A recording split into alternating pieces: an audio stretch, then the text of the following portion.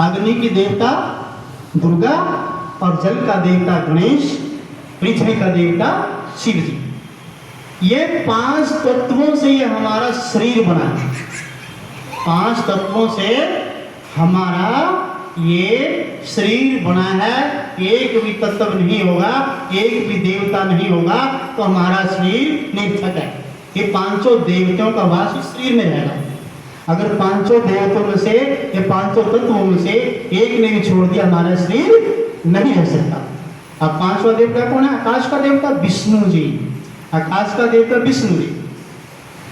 अब हम लोग क्या समझते हैं, हम लोग यहां रुक जाते हैं, इनके शरीरों पे चले जाते हैं, शरीरों पे चले जाते हैं, मूर्तियां बनाते हैं, जाके पत्थरों पे मत्था रगड़ते हैं और वहां भूल बख्शवाते हैं। सात्विकी में चलने वाले को मानते नहीं, चेतन को मानते नहीं है, चेतन को मानते नहीं है, जड़ में मत्था रगड़ते हैं, पत्थर में मत्था रगड़ते हैं, चेतन को मानते नहीं है। तो वहां से क्या, विष्णु नहीं है, उसका नाम है विषव धन अणु। विषव धन अणु जो सारी दुनिया को पैदा करने वाला अणु बीज है, वो है विष्णु। सारी दुनिया को जो पैदा करने वाला है, सारी दुनिया का जो मूल तत्व है, उसको कहते हैं विषव अणु शब्द है वो। विषव धन अणु यानी विषव का अणु, विषव का जो बीज है वो विष्णु है, उससे सारी सृष्टि उत्पन्न होती है। अब उसी को हम सतगुरु कहते हैं, उसी को सतगुरु कहते हैं, जो सारे विश्व का अणु है, जो सारे विश्व का तत्व है, सारी दुनिया को जो पैदा करते हैं, सारी दुनिया उसके अंदर है, सारी दुनिया के अंदर हुआ है, उसी को हम क्या कहते हैं, गुरु। और भी गुरु ये देवस्यानी एकादशी को राजा बल के यहाँ कोई विष्णु जा करके समाधिस्थ हो जाता है। राजा बल के दरबार में देवस्यानी एकादशी को जाता, देव को उठानी एकादशी को आता है कि नहीं। जब हम दीपावली मनाते हैं, वो महीना होता है जाके मंगसर का पूर्णिमा थी ना, नानक पुण्य इत्यादि जो कहते हो, उसमें क्या था, देव उठानी एकादशी के बाद 5 दिन दीप दिवाली लोग करते हैं, दीवे जगाते हैं ना, जगाते हैं 5 दिन, उसको कहते हैं देव दिवाली। देवता उठ के विष्णु पैताल लोक से उठ करके और मृत्यु लोक में आ रहे हैं, पैताल लोक से मृत्यु लोक में आ रहे हैं, उसको कहते हैं देव उठानी एकादशी। लक्ष्मी की पूजा भी इसी समय करते हैं, गणेश की पूजा भी इसी समय करते हैं, क्यों, पहले लक्ष्मी आएगी यहाँ की व्यवस्था देखने के लिए। विष्णु से पहले कुमेर आएगा, धन कुमेर, धन की वर्षा करेगा, वो मानते ना धनतेरस।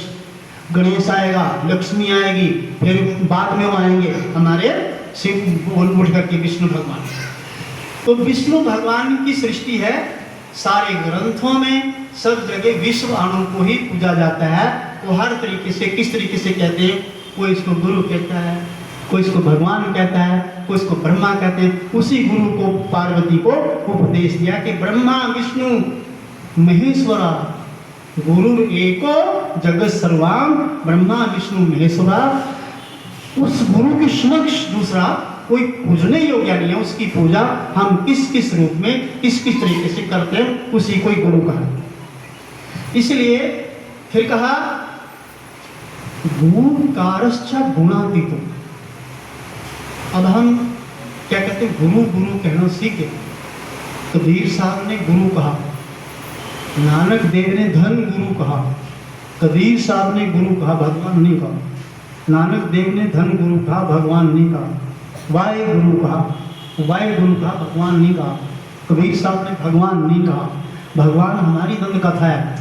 कबीर साहब ने कहा, भगत धन्ना ने कहा, सब ने गुरु कहा, गुरु, सब ने गुरु ही कहा। अब गुरु के बिना ज्ञान न उपजे, गुरु बिना ज्ञान न उपजे, गुरु बिना मिटे ना भेव, गुरु बिना ज्ञान न उपजे, गुरु बिना मिटे ना भेव, गुरु बिना संशय ना मिटे, जैसे श्री गुरुदेव।